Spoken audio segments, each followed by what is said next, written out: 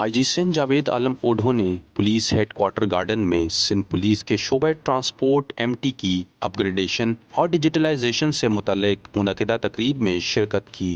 तकरीब का इनेकाद motor training unit के मरकजी दफ्तर में किया गया, जहां आईजी सिंध को पुलिस के चाको चौबंद दस्ते की जानिब से सलामी पेश की गई।